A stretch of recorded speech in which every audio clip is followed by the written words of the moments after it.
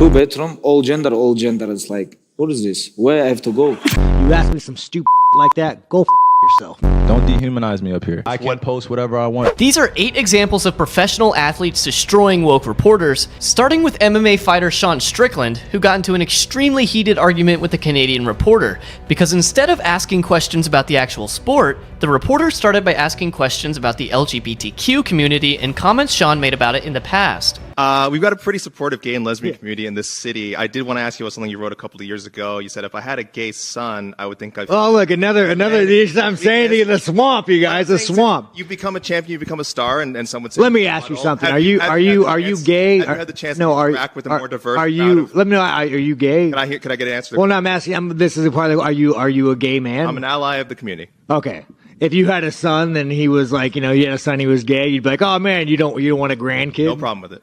Oh man, well, dude, you're a weak man, dude. You're part of the problem. You elected Justin Trudeau. Like, when he sees the bank accounts, like, you're just pathetic. And the fact that you have no backbone, and has he shut down your country and seized bank accounts? You ask me some stupid shit like that, go yourself. But even after that brutal beatdown on the mic, the reporter doesn't call it quits and proceeds to question Sean about words he has said about the transgender community in the past. This leads to an even more heated back and forth. Question, but I did want to ask also things you said about the trans community. You said this past October when they announced the Bud Light sponsorship that you'd go so hard on Bud Light in your next fight, they'll have to accept me or denounce me. The reporter refers to a social media campaign by Bud Light, which sponsored a transgender influencer to promote the beer. Many Bud Light fans got mad at this, including Sean. Here's the thing about Bud Light. 10 years ago, to be trans was a mental illness. And now all of a sudden, people like you have weaseled your way into the world. You are an infection. You are the definition of weakness. Everything that is wrong with the world is because of you.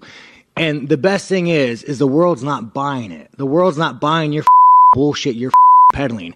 The world is not saying, you know what? You're right. Chicks have dicks. The world's not saying that. The world's saying, no, there are 2 genders.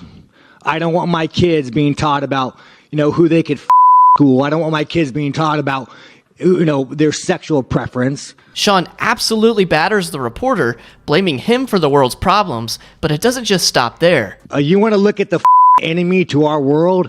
It's that mother right there, asking these stupid questions. He then goes further in on his opinion on the LGBTQ+ community and attacks the country of Canada for not having free speech due to the heavy amount of censorship against traditional values. I like the gays. Here's the thing, I've never, you guys think I've ever shit on a gay man or shit on a gay woman? I don't. I like the gays. It's freedom. We still have it in America. We'll teach you about it. You guys don't have freedom of speech. I'm surprised what I'm saying is probably gonna get. I'm probably gonna get the Canadian government to arrest me. So I don't give a who you. I don't give a what you want to do in life. But don't tell kids about it. Don't teach that shit in school. Don't push your agenda. Don't try to brainwash people. Don't try to go past parents. Don't try to go up past all this shit and brainwash people. Clips of this interview went viral across social media, with most people siding with Sean and finding it stupid to ask those types of questions. But the interview went so viral that Sean's boss, the CEO of the UFC, Dana White, was confronted by a reporter the next day on how he lets his fighters say whatever they want. And Dana does not take it well. You were talking about, you obviously give a long leash to your fighters about, what they can say when they are up there with a UFC microphone, and you are getting into territory of homophobia, transphobia. Is there... I don't give anybody a leash. Well, I'm saying you... A leash? I'm free speech. I control what people say. Gonna tell people what to believe. Gonna tell people... I don't tell any other human being what to say, what to think, and there's no leashes. Dana had to explain the basic principle of free speech to the reporter, leaving him speechless as he tried to move on to another question. What is your question? I was asking that question. I'll move on, though. Yeah, probably a good idea. That's ridiculous to say I give somebody a leash. Free speech, brother. People can say whatever they want, and they can believe whatever they want. And I don't think there's any... We had 2 gay women who fought in the co-main event. They sat on the stage with Sean Strickland. They could give a shit what Sean Strickland thinks or what he says or what his beliefs are or what his opinions are. You know what I mean? In a world where most sports leagues are trying to limit what their athletes can say to comply with the woke agenda, Dana did not care at all and stood on business. But switching over to American football, NFL head coach Todd Bowles of the Tampa Bay Buccaneers was asked multiple strange questions about how he felt being one of the few black coaches in the league. But the reporter failed to get the stereotypical answer he was looking for, as Bowles didn't play into the race baiting one bit. You and Mike Tomlin are two of the few black head coaches in the league. I wonder what your relationship is like with them and your thoughts on Steve Wilks joining that fold.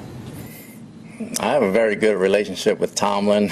We don't look at what color we are when we coach against each other. We just know each other. I have a lot of very good white friends that coach in this league as well, and I don't think it's a big deal as far as us being coaching against each other. I think it's normal. Wilks got an opportunity to do a good job. Hopefully he does it. And we coach ball. We don't look at color.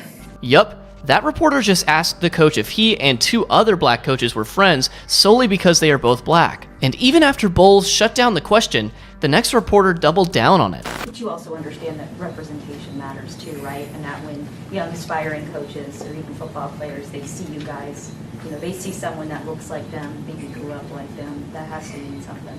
Well, when you say you see you guys and look like them and grow up like them, it means that we're oddballs to begin with. And I think the minute you guys stop making a big deal about it, everybody else will as well. And once the clip went viral, everyone was agreeing with his response and were weirded out by the type of questions the reporters were asking. They praised Coach Bowles for recognizing it and flipping it against the media for grouping the three black coaches up. But this next moment involves a world-famous tennis player, Rafael Nadal, responding to a reporter who asked him about the gender pay gap in tennis. Quería preguntarte que, a pesar de que aquí no pase y que en los 4 Grand Slam haya equiparación salarial entre mujeres y hombres, en muchos otros torneos esto no ocurre. ¿Qué opinión te merece que las mujeres cobren menos que los hombres en el tenis y que en qué crees que se basa esa desigualdad? Gracias. Pues no lo sé. No sé en qué se basa en el fútbol, o en el golf, o en el modelaje. No sé. ¿Por qué las mujeres ganan más que los hombres en el tema de la moda? Pues no lo sé. Pero ahí sí que tampoco hablamos todo el día de diferencia salarial. He brought up a great point about how female models on average make significantly more than male ones, but no one ever complains about that.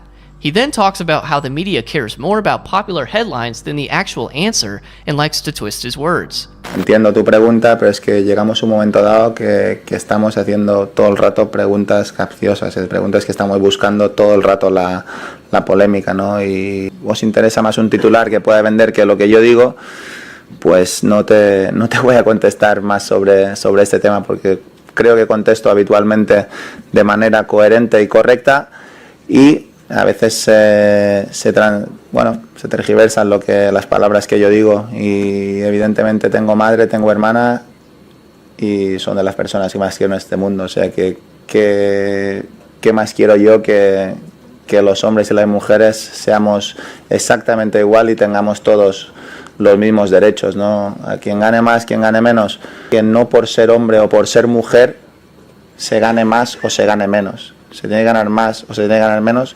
por la calidad de tu trabajo o por lo que tú seas capaz de vender o generar. But similarly is this next athlete, wrestler and MMA fighter Ronda Rousey, who was asked about her thoughts on the gender pay gap. Just another quick one about Angela's question on equality just before. We've got quite a large pay dispute happening with our Australian women's soccer team at the moment. Is it frustrating for you as someone who's so prominent in your sport? And we heard you say on the Ellen show the other day you are the richest fighter in UFC, that sort of thing is still going on? I think that how much you get paid should have something to do with how much money you bring in. I'm the highest paid fighter not because Dana and Lorenzo wanted to do something nice for the ladies.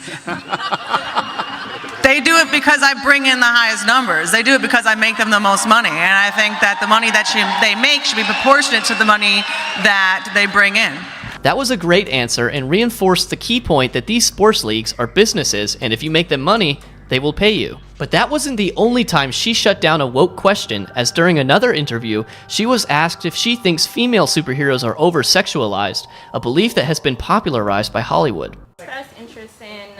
You've expressed interest in liking superheroes, and a lot of Hollywood is coming out that the representation is very over-sexualized. What do you think about the portrayal in media of superheroes? Women?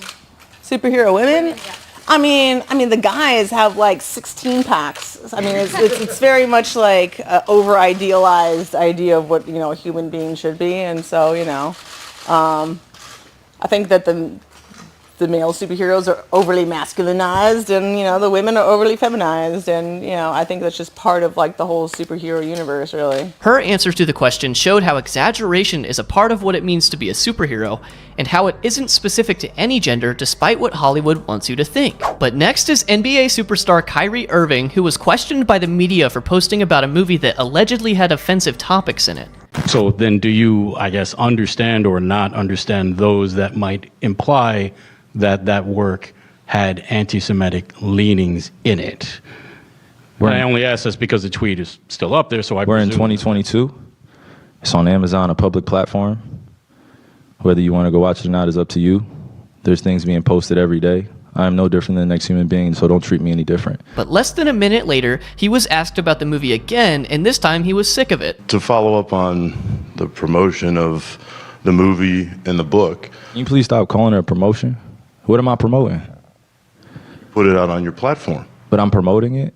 Do you see me in front of putting it out there, people are going to say that you are promoting. Yeah, I put it out there just like you put things out there, right?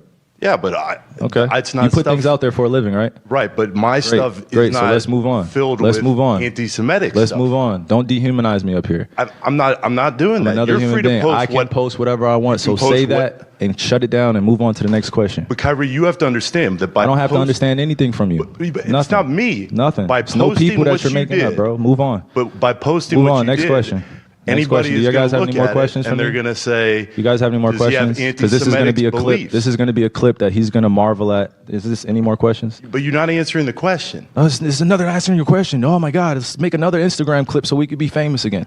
Now, while the book might have offensive info, Kyrie argued that it's his right to post what he wants, and the media shouldn't think they can take that right away. Next up is easily the funniest on this list. Russian martial arts champion Khabib Nurmagomedov was asked by businessman Patrick Bet-David about what he thought about America having more than two genders, and his response was priceless.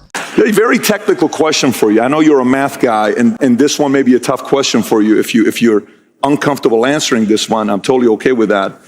In America, we have a few hundred genders. How many genders do you guys have in Russia? Just very, I know you're a math guy, that's why I'm asking. I think maybe there's a,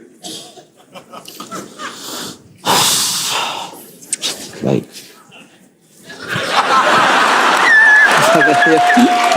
here is like, I see only women and men. There is no between. Got it. No between. But if you thought that was funny, Khabib then proceeds to tell a personal story of not knowing which bathroom to enter in a Californian coffee shop. It's crazy. It's like first time in my life, couple weeks ago, and I was in California. I was like on coffee shop. It's like, I really want to go bathroom. It's like, can I go bathroom? Okay, they told me code, and I'm coming like 2 bedroom, all gender. It's like, what is this? Where I have to go? First time I see it, like I stopped, like I stayed like 5 seconds there, like, where's woman, where's man? I locked the door.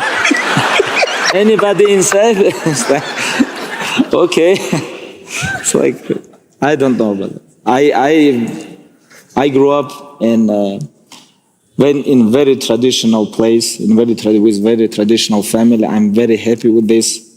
Like, I am from big mountains, and we have only 2 gender. But next, if you want to see actual politicians destroy woke reporters, click on this video on screen to keep watching.